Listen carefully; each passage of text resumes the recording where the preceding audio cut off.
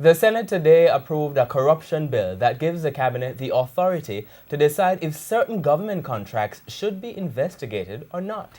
Opposition senators raised concern about the provision in the Integrity Commission bill, essentially saying that the debushing saga has caused them to lose faith in the cabinet. The bill was, however, passed in the Senate with 103 changes. TVJ's Andrea Chisholm explains.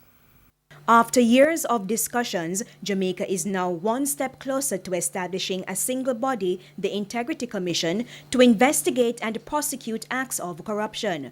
But even though the bill made it through both houses of parliament, opposition senators are now registering their objection about one of the sections.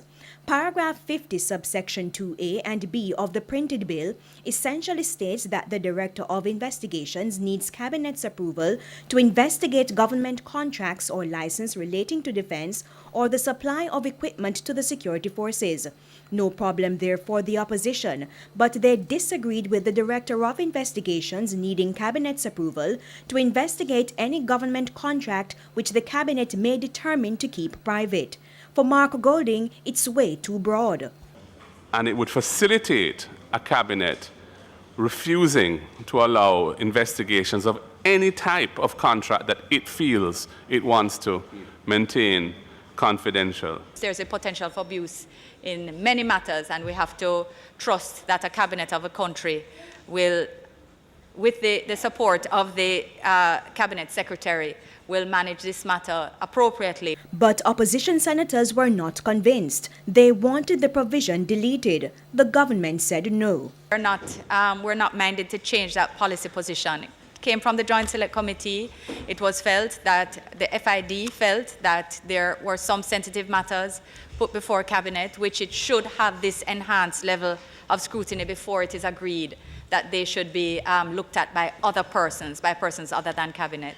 If the issue for the government is the FID or any such agency, then we should so qualify this clause as we have done for the security forces. We did look back at the issue and we have discussed it, and it has been agreed that based on the recommendation of FID, this would be kept as is. Yeah. Well, I don't accept that recommendation. I think that recommendation, if without being limited in the way that has been suggested, so that it would have to be on the written recommendation of the FID, if that is a concern. But you accepted it as chair of the Joint Select but Committee, that's a different, and the whole Joint Select circumstances have Committee considered changed. it. Circumstances have changed. Everything has changed since this debushing situation and the role that Cabinet played in that and interfering in the contracting process.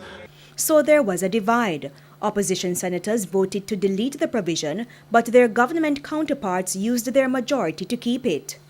So the proposal by Senator Golding does not carry. In the meantime, a new section was added to the Integrity Commission bill so that an executive director could be appointed to manage the day-to-day operations of the commission. In addition, Parliament will no longer be required to approve some of the commissioners. 4 of them will be appointed by the Governor-General by instrument in writing after consultation with the Prime Minister and the Leader of the Opposition.